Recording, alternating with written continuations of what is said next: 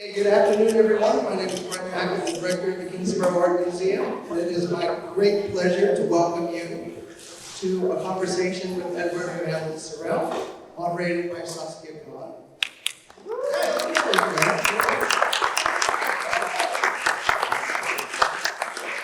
This talk is being held in conjunction with the current exhibition, which is all around you here, The Family Line, Edward and Madeline Sorel. If you haven't had a chance to see the show yet, I invite you to do so after the talk, or at least before the show closes on May 20th next week. Before introducing the speakers, I'd like to thank, in addition to the Sorels and Ms. Khan, for their generosity in being with us today, a number of people and offices who helped setting up and recording today's event. Colleen Lukoff, Media Relations Manager, John Acosta, Professor and Director of Media, our amazing buildings and ground staff for setting up the chairs this morning, Chris Calafiore and Victor Klaus for setting up the sound system here, and our entire events management staff at Panda House for providing the light refreshments, which I invite you to get if you haven't already after the talk. Edward Sorel was one of the nation's leading illustrators, which you probably already know, he wouldn't be here, and certainly one of the most satirical. And I venture to say, as an art historian of sorts, that his take on political and religious hypocrisy will be studied by future historians as insightful visual documents of our time. Of evidence that at least one person wasn't bamboozled by the ridiculousness of modern life. Edward Sorel's remarkable nearly 8-decade career is impossible to put into a sentence or two. Suffice to say, even if you're not familiar with his name, you've undoubtedly seen his work. It was now iconic covers for the New Yorker, The Nation, Vanity Fair, Esquire, and countless other magazines and his own publications dedicated to his work. I say more, but you'll learn more about this remarkable artist over the course of this conversation. The artist Madeline Sorel, who happens to be Ed Sorel's daughter, is a creative force in her own right and has explored a number of artistic pathways to discover herself as a visual artist. From illustration to collage and caustic, and most recently, nude felt art, examples of which are here to my left, to your right. Starting as an illustrator, she was a frequent contributor to the New York Daily News and other newspapers and periodicals. In recent years, she has found bliss as a community artist, teaching to a variety of groups in her local communities, bringing the joy of creating art to many. And of course, she has been a professor here at Kingsborough for 25 years, where she has influenced at least 2 generations, if not more, of young, fine arts majors as they strive to develop their own artistic voice. This afternoon's moderator, Saskia Khan, is a photographer and educator whose street portraits and experimental photographic printmaking explore identity through the lens of one's physical surroundings. Her work has been exhibited by the New York City Parks for their Art in the Park series, and her photographs have appeared in the New York Times and Brooklyn Rail. She's also led free workshops in places as near as Hudson, New York, and Baltimore, where she currently lives and teaches at the Maryland Institute College of Art, and to as faraway places of Yaoundé, Cameroon. And spoiler alert, I should say this, but spoiler alert, she is Madeline's daughter, Edward's granddaughter. So please, help me welcome today's speakers, Saskia Khan, Madeline Sorel, and of course, Edward Sorel.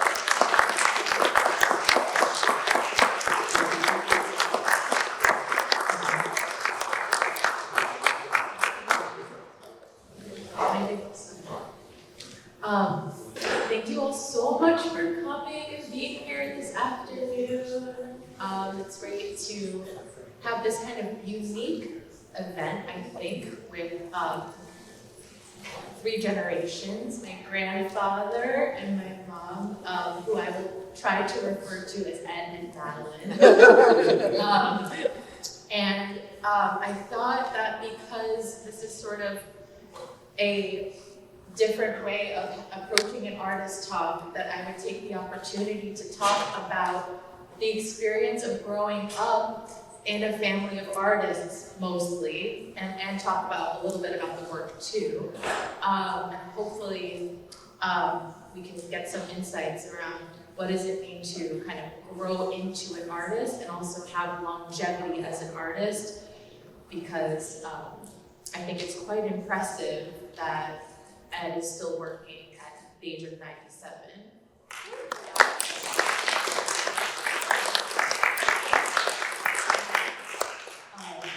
So I'm gonna ask a question in a second, but I was thinking a lot about hands, and that we're in the 21st century. We're kind of starting, I feel like, to lose this tactile way of working with our hands. And one of my things that I love to appreciate is that when I look at my hands, I see my mother's hands, and when I see my mother's hands at work, I see your hands. And especially so when you're holding a razor blade. The way that you two work with a sharp razor blade, not an X-Acto knife, is with such confidence, and makes me a little nervous. But it really goes to show that what you've been passing on and doing is really inside of both of your bodies. But I wanted to just begin with what are your earliest memories of drawing, and how did you come to start drawing? I'll tell you, if you let me not use the microphone. I can't hear on the microphone. They need it for the video, I think. Can you hear me back there? They need it for the video recording. For the video? The video? Yeah. Use a microphone. Will you answer anyway, please, even into the mic? I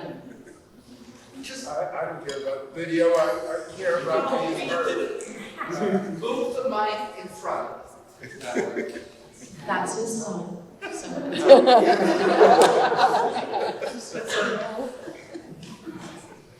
hate to be in trouble.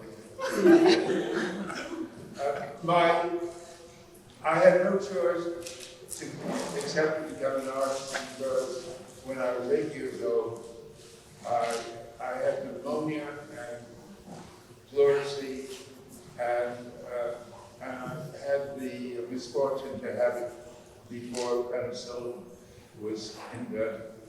So I was out of school for a year.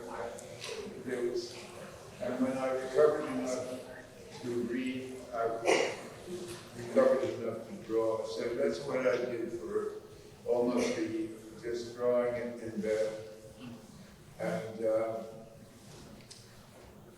And when I went back to PSAD, I was the best drawer. And it was the only thing I was remotely good at, because I wasn't a good student. I came home essentially to an empty apartment because both my parents worked. And so I never did my homework. I wasn't good at that, athletics. I had no choice but to draw, and that's what I did. And there's a great illustration in your memoir, profusely illustrated, of you drawing inside a plastic bubble because you were before penicillin. Because you were in an accident there. Oh yes, there was my parents, who were caught in World War I, had bad experiences because my grandmother had to bring her 5 daughters to Vienna because they lived on the border of Romania and Hungary, and there were dog fights in the air, and one of them almost killed one of my aunts. So my grandmother ended up in Vienna in a place for refugees, and she knew that she was sick because she was losing her hair, and she had typhoid, and she knew that if she went to The infirmary. that she'd never come out. So she hid her thing, her disease until my grandfather came to rescue her. Because he was wounded in the Hungarian army. He was on the bad side. So he was in the Austro-Hungarian Empire's army. That's what I meant to say. And he was wounded in Italy. And they were all in a displaced persons camp in Hungary on the way, trying to get to Vienna. And he asked an older woman at the camp to pretend she, who was much older than him, was his wife, and watch his 5 daughters while he snuck your grandmother out into a hospital in Vienna. Yes, that's what I meant to say. Where we were going is the reason why I think we went back to World War I was because your mother had a fear of hospitals because of that experience, and that's why she got you the oxygen tank instead of taking you. Right. Okay. People who could barely afford many luxuries decided to pay a private nurse to watch my father so he would not be going to a hospital, and he had to have oxygen at home. So that was it. So how did you come to Triangle? Well, quite simply, I was with you in your studio, and there were plenty of art supplies, and there was nothing better to do. So I wanted to be like you, and I was drawing. I did exactly what you did a lot of times. Like you were drawing movie stars, I drew movie stars. Stuff like that. Could you also talk about how, like, the influence that your father's social life had on you, and so much of your life has been filled with being friends with many very talented writers and artists of all sorts who were, just a part of your upbringing as well. So could you also describe what that was like? Yes. I often thought that I might write a memoir called Route 301 because my dad moved to a house in the country, we called it the country, it's in Putnam County. And we arrived there because another illustrator and fine artist, Robert Andrew Parker, had a house down the road. And he did wonderful watercolors, and as you've said, he influenced you to work directly. Yeah. And so that was an influence. There was Tom Allen, who also drew beautifully and did children's books and was right off the same road, and many others. Shane Mitchell, who wanted to be here, her father was doing both pictures. There was just a lot of illustrators around. And later when you moved back to the city, I got introduced to David Levine, who, when I told him I was rejected from the Brooklyn Watercolor Society, said, "Oh yes, there's a thing on the box of watercolors that says you can't do this." And he said, "I'm going to show you that you can do this," and invited me to his apartment on Henry Street and told me it's all about playing in the puddles. And now that's what I tell my students. And what am I supposed to I don't know. It's very hard for me to hear both of you because of these mics. I hope it's okay on the other side. We can hear you great. Okay. Well, it's because of this feeling. It's not the microphone. Okay. So I heard most of that. So what David Levine meant by that was that illustrators don't use watercolors? Is that? No, he was just meaning that these fine art societies have a lot of rules about watercolor. One is that you can't use whitewash for your whites. We can't use what? Whitewash.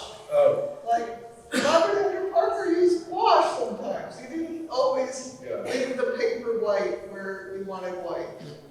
And they also did they also thought you had to have only transparent washes, and, you know, they didn't always do the best.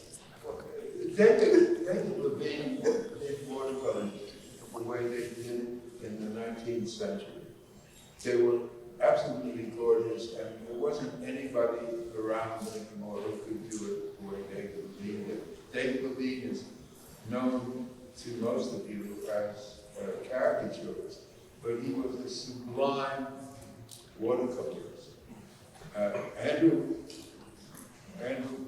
Robert Andrew Parker, was a watercolorist in the modern sense. He felt free to use any medium as long as it was free and fresh and not crazy.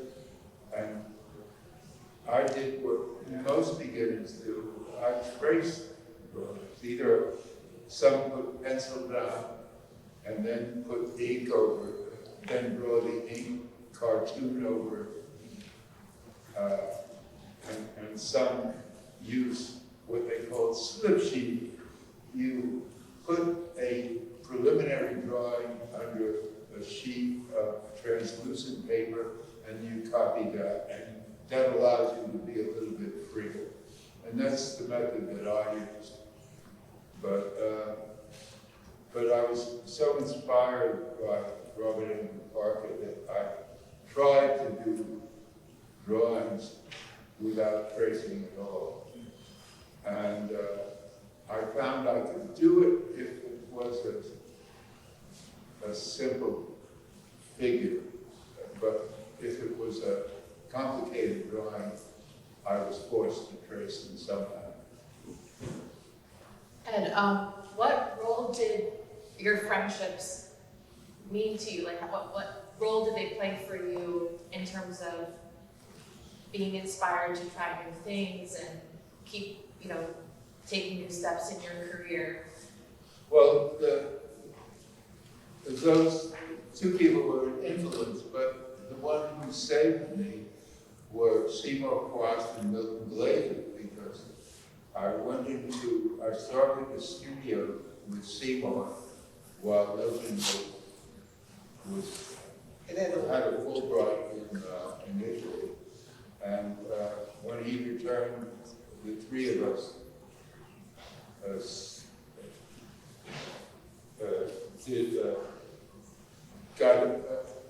rented a cold water flat in the east part of Manhattan. And Milton was a tremendous help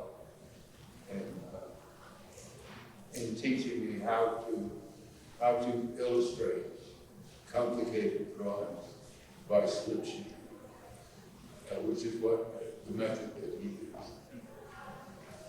Do you think that there's a difference in your generations between the illustrators that you were friends with and the ones that you ended up, kind of your circle of friends that you met through RISD?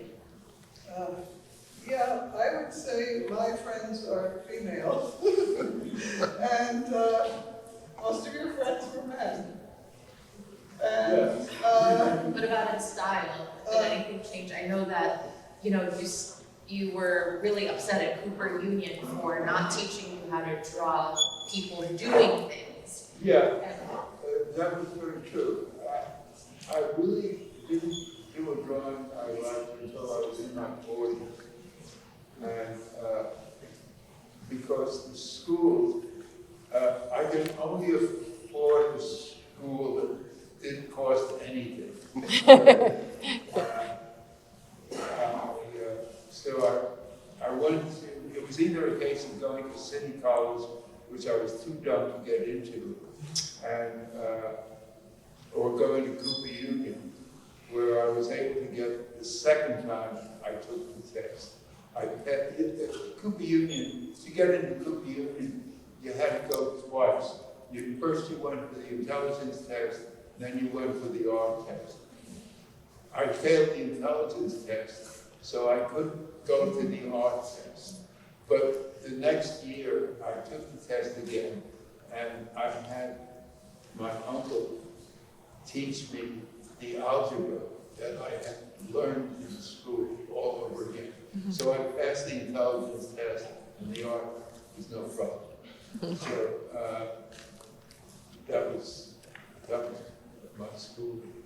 But it could be, I mean, I was only interested in avant-garde painting, Matisse, and whoever was hot here. But they were only interested in design, and I wasn't interested in design.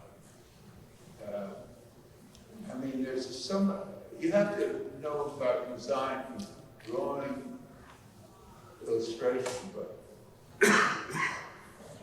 it's not the kind of design that they would teach you. Anyway. Madeline, when did you allow yourself to embrace styles that maybe weren't your dad's favorite? Well, I have to say, the first lecture at RISD was a course called Visual Images. And they were so inspiring because I just can't forget that first talk. It was all about how people came up to very famous artworks like the Pietà and the Night Watch, and they tried to destroy them. And it was a perverse way of telling you that art has a lot of power. That crazy people would want to destroy them, like cut off the hand of the Pietà, or it just jogged your mind. I guess they call that something dissonance. Cognitive dissonance. And then they talked about the artists that were doing work at the time, which were like Karl Andre and Sarah DeWitt, who were basically having us buy the idea of an idea. And it was eye-opening to know that there were other ways to approach art that weren't exactly pictures. What exactly? Pictures. They were like Karl Andre, when they said in this lecture, had sold a piece to the Tate Gallery, and when the Tate got the agreement, they contacted him, and he said, "Well, I told you to go to a construction site and get 16 cinder blocks and put them in a square," and that's what they had to do. So it was a whole new era of what is art, and that was eye-opening.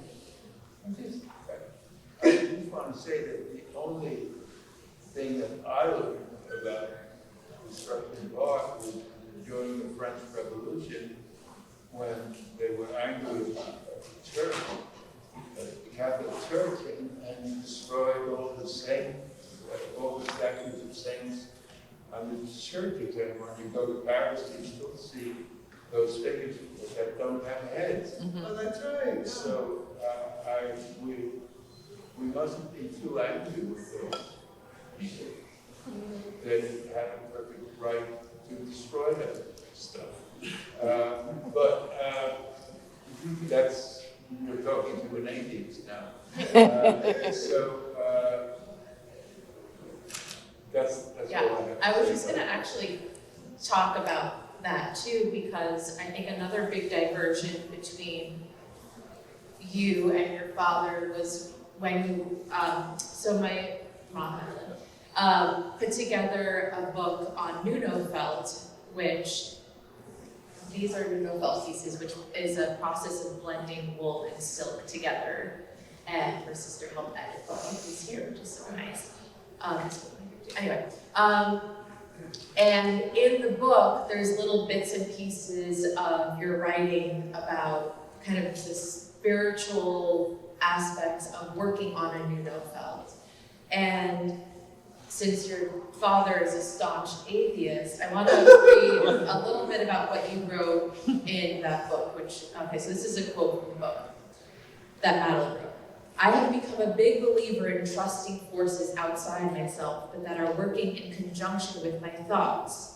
I'm not a religious person, but I have a strong spiritual side that I don't discuss out of fear of being misunderstood and considered foolish.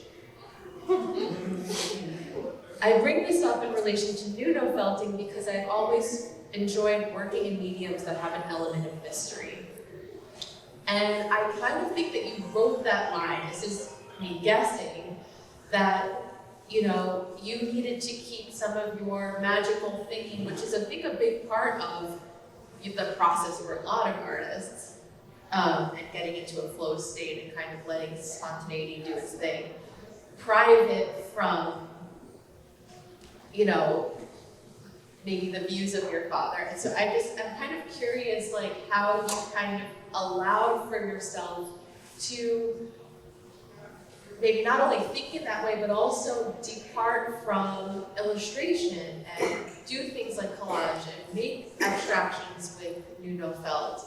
And did that feel like you were not only trying new things, but it wasn't only that she was trying new mediums, but she was giving herself the freedom to break out of something that was really valued by you, which is to draw well and to represent, people looking like they look in real life, and that the hands look like hands, which is a big one for you. But so I like representation of drawing. I like things.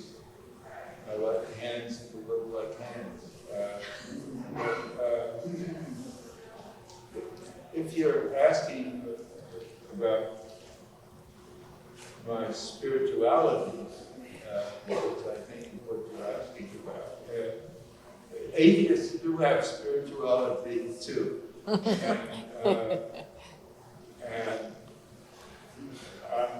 My first jobs I had were in advertising agencies.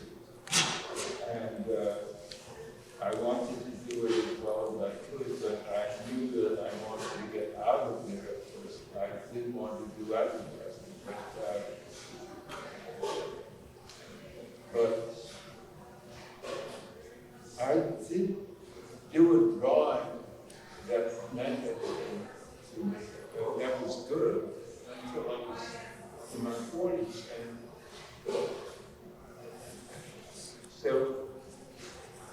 this spirituality that you speak of was in wanting to do good art. That's the only kind of thing that my soul, so-called, was interested in. I think If I could jump in, I would like to say that you had and my mother and my stepmother, and the way we grew up was to value beautiful things. And so if there was a Venn diagram, where the overlap is that I enjoy color and I enjoy sparkle, or I enjoy, I could value things in abstract art that I couldn't earlier on because I knew we were only interested in pictures that looked like something.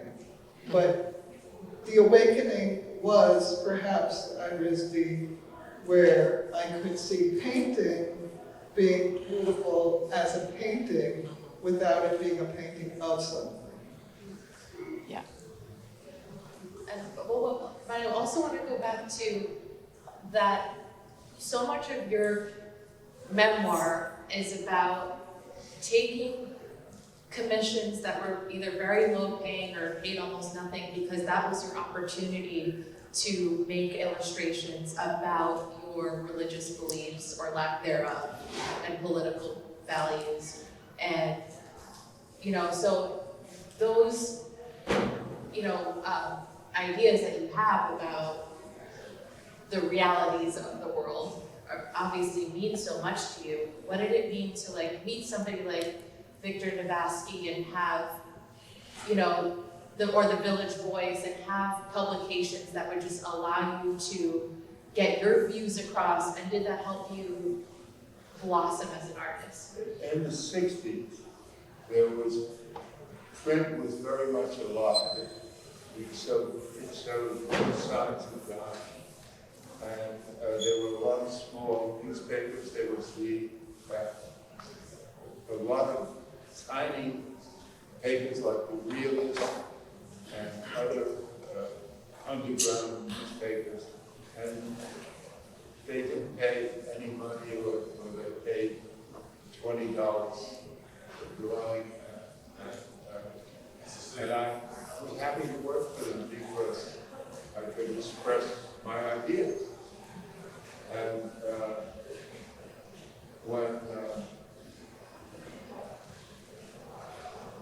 the thing about spirituality, I want to get back to it because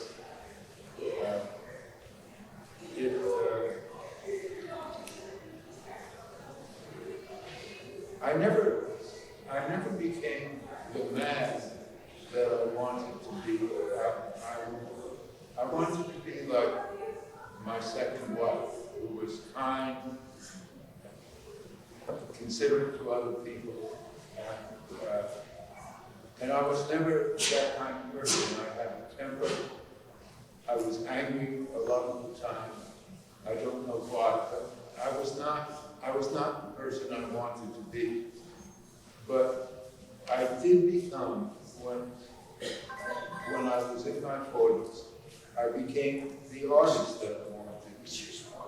And that was a great compensation for not being a particularly nice person. So that's the end of my talk about spirituality. I think you're nice also. Yeah. Actually, that brings me to a very revealing, I think, illustration that was done in a journal that you were making. In the vitrine there were these presents that you were making for your daughter that were drawings of highlights of that year. Oh, the Christmas book? The Christmas presents. Yes. Well, I made, I didn't have money for a lot of expensive presents, so I made a book for each one of my children at Christmas time. And it was a book to amuse them. I don't know what else to say about it. Well, I thought it was kind of back to your self-deprecating comment about your personality. You know, in one of those drawings, you're at an exhibition of Madeline's work, and you're saying to her out loud, "The work is good, not great," you know, but you drew a thought bubble that says, "She's the best one here." And then you give it to her on Christmas, and I guess there's some insight for her there about what you really thought of her. So, you know, that's not the only time that you've made drawings about how much you love and adore and cherish your family. I mean, there's so many of you and your mother together, and you and Nancy, and your other children and grandchildren. And why have you always expressed yourself in your art more? Was that a way of kind of getting out the I love yous, or? No, first of all, I always thought Madeline's work was lovely. It was much warmer than mine. It was charming. And I told her that for the Christmas book, I always made myself to be uglier than I was, and stupider than I am. But I didn't really think that. I always encouraged Madeline in her work. And I have to say, after this show, after the opening, I got an email from Dad that said, "I wish I could draw like you."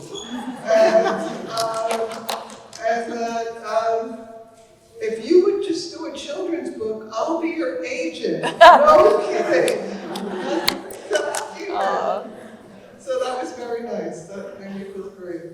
Yeah. That's very nice.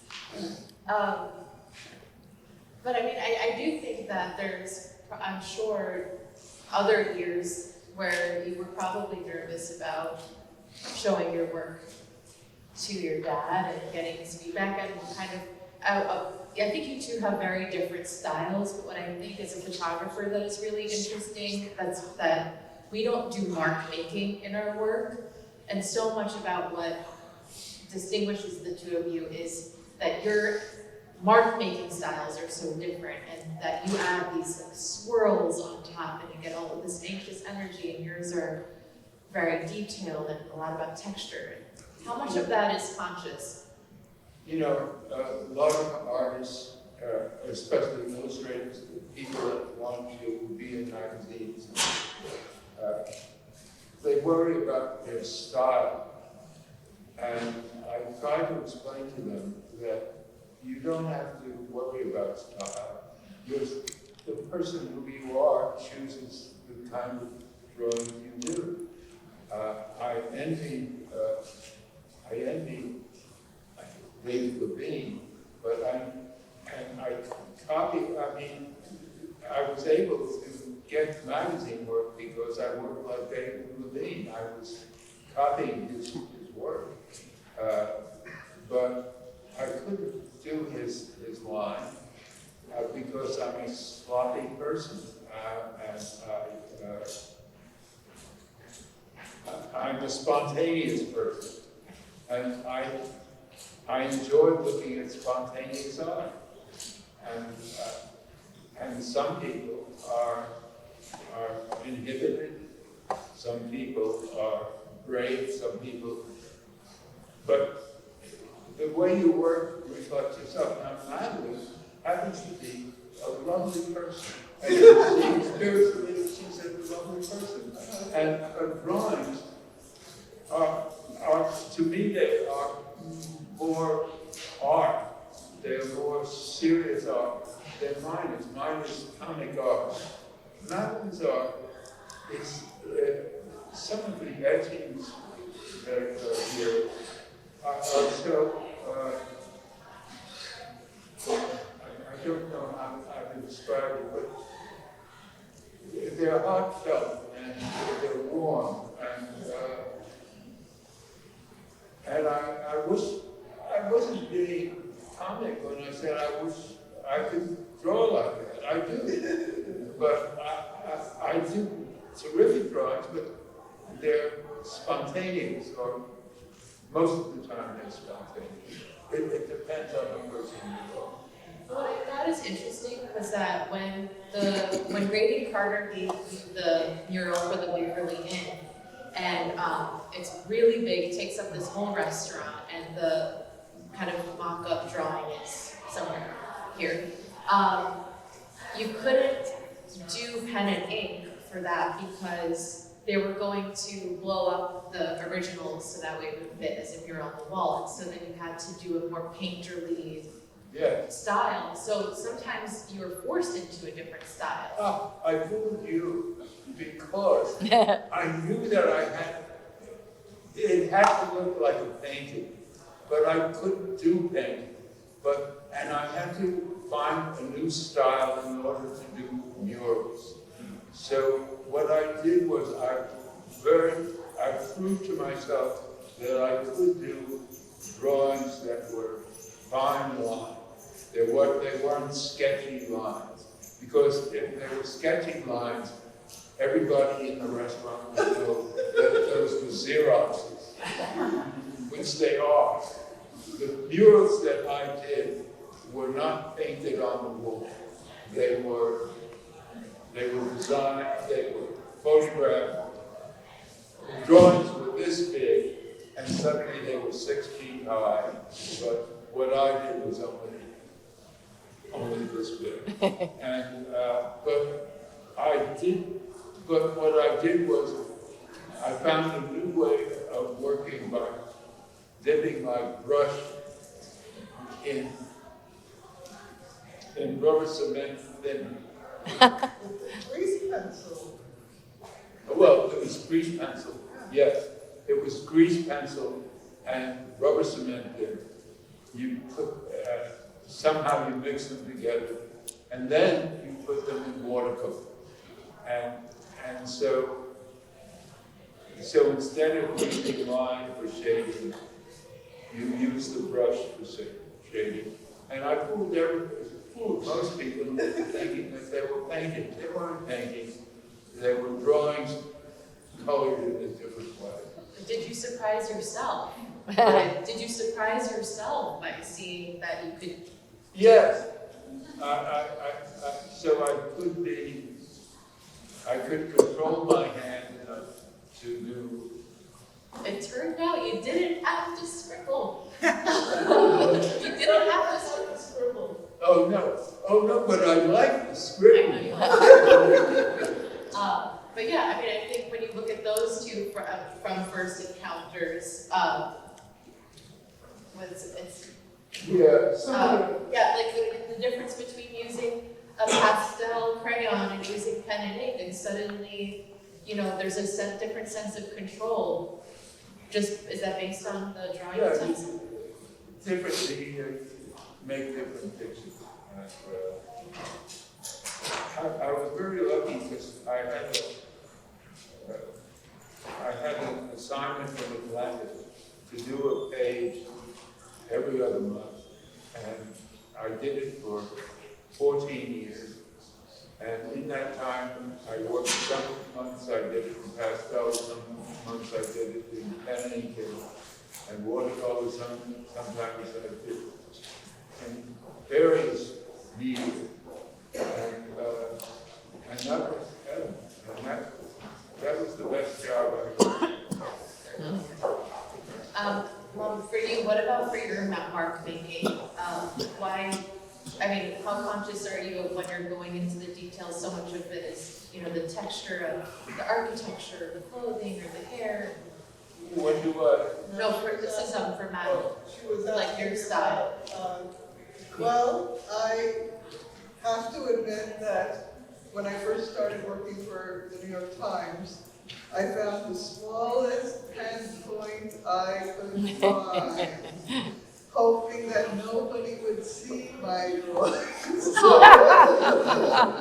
it was the thinnest Crowell pen point, because I was a little worried about what I was doing. But then it proved to be very helpful to make a lot of little patterns and details. And luckily, not long after I started working for the New York Times, they were printing in color. So then I could add color. But I think that the challenge of creating a whole picture in black and white and having it look three-dimensional is your skill, which I cannot do, cross-hatching. And I'm very happy I can do color and just color things in. Yeah. I remember when we were chatting that you also mentioned that scale, that one of the things that you felt like your father could do that you couldn't do was kind of know what to make big or not, so that would be funny. Okay, yes. Say a little bit about that. Yes. I don't know if you'll remember this, but I got an assignment. It was going to be my first assignment for the New York Times, but Pam Vassell gave me the job. But it didn't get published, but you saw what I was doing and you said, no, that's not funny. You have to make, the big hand and then the little people, and it was like a revelation about how to make things, how to get your idea across with exaggeration. And now I teach that to my students. Just everything. That's the only thing we have to sketch to as an illustrator. That's all we have. But I could spend hours talking about pen points because the difference between Madeline's pen point, which was the thinnest line possible, and my pen point, which is a speedball D6 point, which even if the thinnest speedball still is still thicker, but the speedball doesn't get stuck in the paper the way your Yeah, point good, does. because it's It's sharp. it's a sharp point. So not only does your personality determine what kind of pictures you make, but the pen point that you use.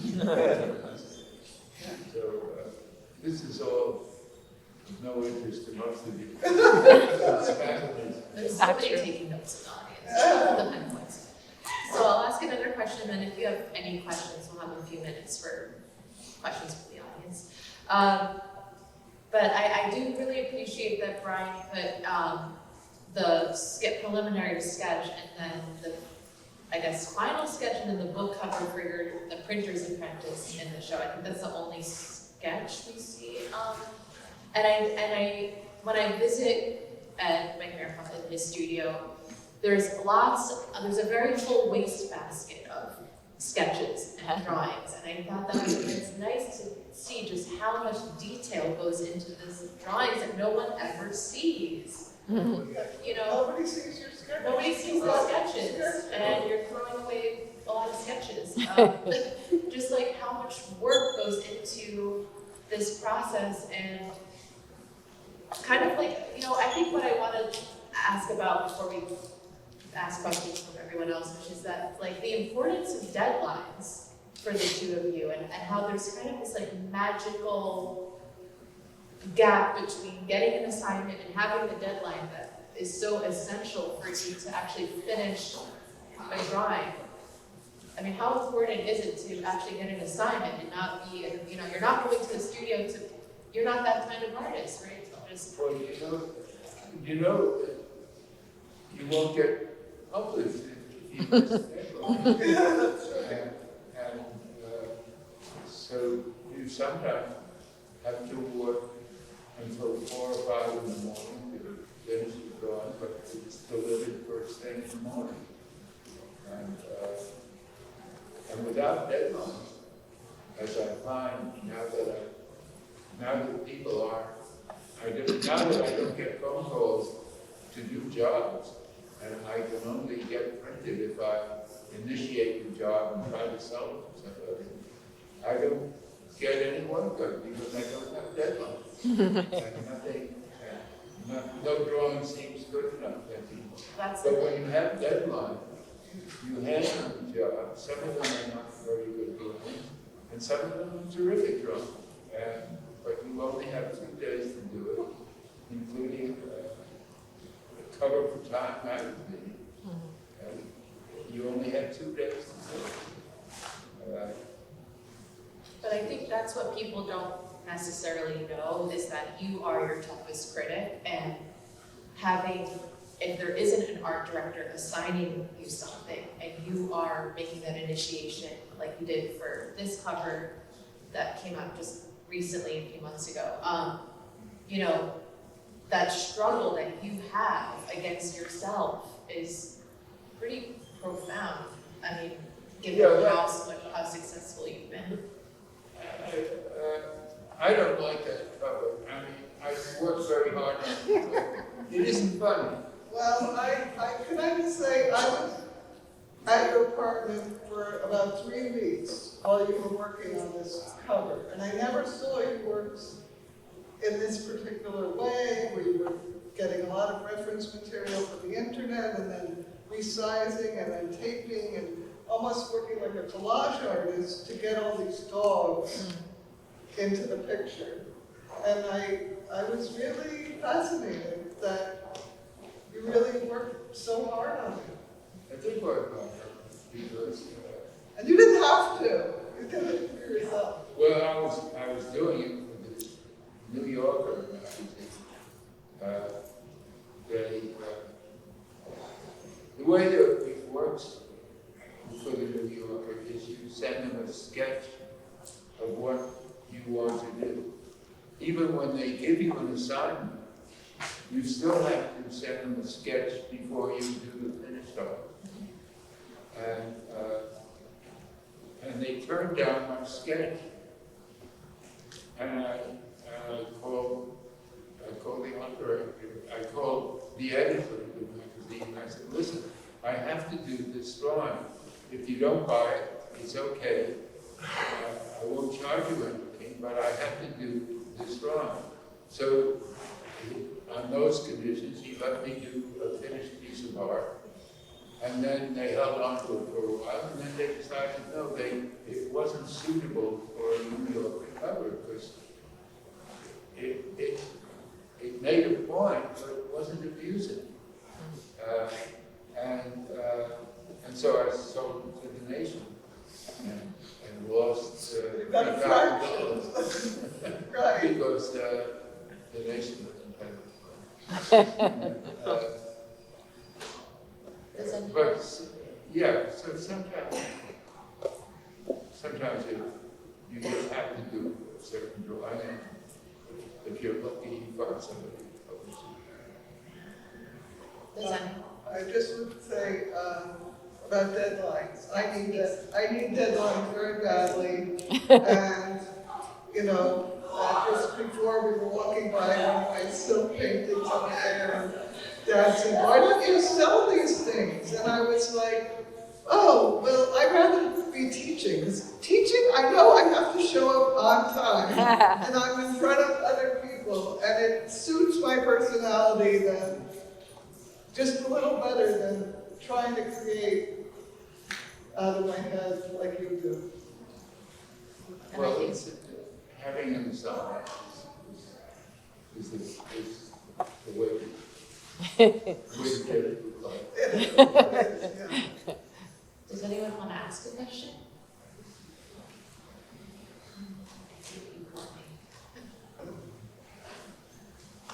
Mr. I was wondering, are there any things you learned that you would pass to other people? Sometimes you're very inspiring. Say something Oh inspiring. yeah, what are some things that your mother and your grandmother said that stayed with you as well, that you could? You know, I have such a hard time. He said, what were some things that your mother or somebody else said to keep you going? Well, my mother, when the teacher in 3rd grade told my mother that I had talent, that was all my mother needed to hear, because I was lousy in school. I was not in the smart class. She had no hope for me except this one hope that I could draw. So she saw to it that I went to a Saturday art class that was subsidized by one of the Gertrude Vanderbilt, yes. And Whitney, sorry, Whitney. Yes, Gertrude Whitney had given money to the Little Red Schoolhouse for children from all over the city, most of us poor, and they gave us a set of oil paints. And from that time on, I was in art. So, What are words of advice that has not stayed with you that you could pass on? Well, your mother, when I had more gap times between assignments than you did. And yet, when I would say, well, I'm working on some drawings of whatever for myself, she would say, oh, that's very good, you're keeping your hand in. That was her expression, keep your hand in. And I appreciated that. my mother was extremely encouraging to all her grandchildren and to me. And she's just terrific.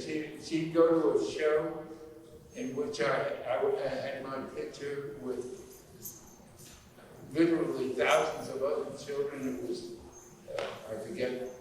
The Scholastic Awards, right? The Scholastic Awards, was that it? You won a You won a high Scholastic school? Award? The Scholastic Award, yeah.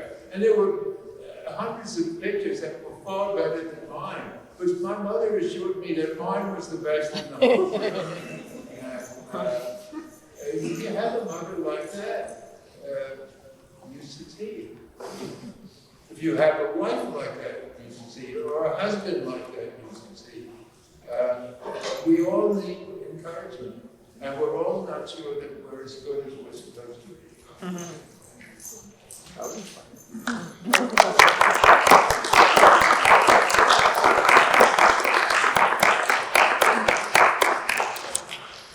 Diane, you have a question? We'll do one. Well, I was going to ask Mr. Sorel, when did you feel free to be a critic of the society you lived in? Because your drawings have something to say about the world you live in. Not all illustrators are looking to make a point, but yours are very impactful. So, like, when did that come into your being, that you had something to say and you wanted to do it through your illustrations? Maybe you can say it to me. When did you realize you had something to say and you put that into your work? Oh. Your Oh. words? I always had something to say, but I didn't know how to say it. I was terribly influenced by David Levine's ability to make the pieces he did in the New York Review of Books were so brilliant, and sometimes I see artists that are so far better than I am that I stop Barry Whitt, who does so many of the covers in New York, is so brilliant that I'm intimidated. Well, you know, we all are different. It doesn't mean I stopped drawing, but I realize that his ideas are better than mine. You have to have a way of presenting your ideas so that they're entertaining and smart, as well as opinionated. And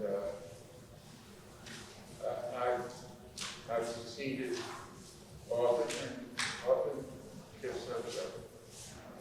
And your family was very political. And I just want to combine those two questions a little bit with something that you once said to me about asking you like what I've been working on, or is there anything new, and just kind of,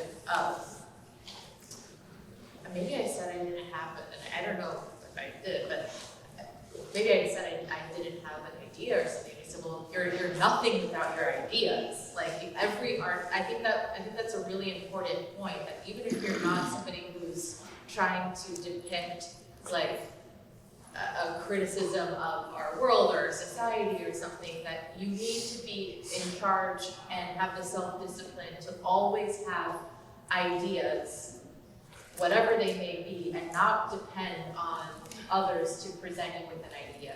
Right. That's really crucial That's to keep going. Every now and then, some art director has an idea that's good. But most of the time, they don't. You have to have your own idea, right? Yes. Thank you all so much for coming out.